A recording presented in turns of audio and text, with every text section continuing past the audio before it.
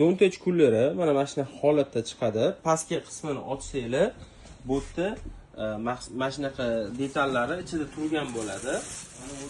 Bu detali suv solish uchun pastga suvni qo'yasiz va bu trubkasini tiqib qo'yib qo'yasiz va ichidan mana bunaqa o'zini paneli chiqadi. Bu panel tepaga o'rnatilmagan holatda bo'ladi.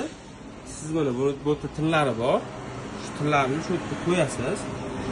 Joyiga iziga tushirasiz va tepasidan bossangiz chiqib tushadi joyiga.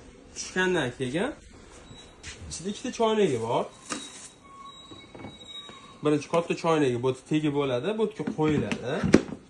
Va past kichkina choynagi bu yerga qo'yiladi. Bu yerda o'rtada 2 sekund bosib tursangiz yonadi. O'chirib yoqish funksiyasi shu yerda.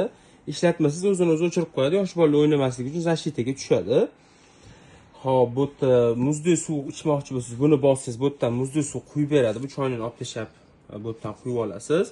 Cooling funksiyasini bossangiz, xolodilnik ishlaydi va muzli suv generatsiya qilishni boshlaydi. Bu yerda buni bosib olsangiz, choynagini o'z suvga to'ldirib beradi. Buni bosib olsangiz, choynagini qaynatib beradi. Va bu yerda 6 xil funksiyasi bor. 6 xil funksiyasini yoqmoqchi bo'lsangiz, misol uchun детский питание rejim bosib qo'ysangiz, mana podogrev ishga tushadi-da. Choynakning ichidagi choyni qizdirib turadi va buni bossangiz, choynagini mana bu necha gradusda qaynatishini o'zi ko'rsatadi. Ishlatish maksimal oson, qulay hisoblanadi. Endi savollar bo'lsa aloqaga chiqasiz. Maksimal.